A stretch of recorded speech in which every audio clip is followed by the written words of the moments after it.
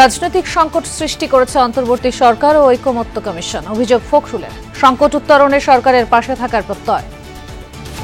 আমরা জনগণের কল্যাণের জন্য কাজ করতে পারি, সেই পথে গিয়ে চলুন।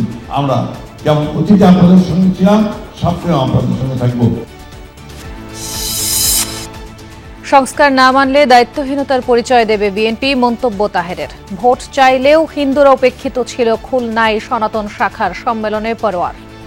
আমরা বলেছি জাতীয় নির্বাচনের আগে এই সংস্কার প্রস্তাবগুলো গণভোটে দিতে হবে এবং সেটা জাতীয় নির্বাচনের আগে নভেম্বরেই গণভোট দিতে হবে।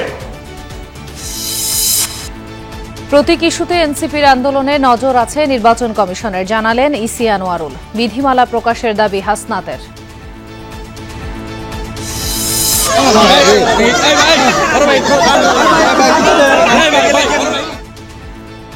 জামালপুরের মাদারগঞ্জের ঝিনাই নদীতে ডিঙি নৌকা ডুবে একই পরিবারের ভাই বোন সহ 3 শিশুর মৃত্যু। এখনো নিখোঁজ আরো 2 শিশু। 5 জন একত্রে খেলতে খেলতে গোসল লেগেছিল নদীতে, খেলতে খেলতে নদীতে পড়ে যায়। এক পরিবারে 4 জন, একজন ছেলে, 2 মেয়ে। ডুবুরি এরা আসছিল, আসার পরে 3 জন পাওয়া গেছে আর 2 জন এখন আছে, এখন পর্যন্ত পাই নাই।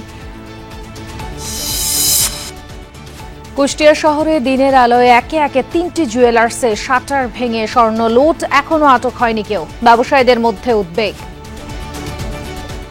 8:30টার সময় শাটারের নিচ দিয়ে ঢুকে প্রায় 2-3 জন মিলে যাবতীয় যত প্রকার চাঁদির জিনিসপত্র ছিল সবই চুরি হয়ে গেছে।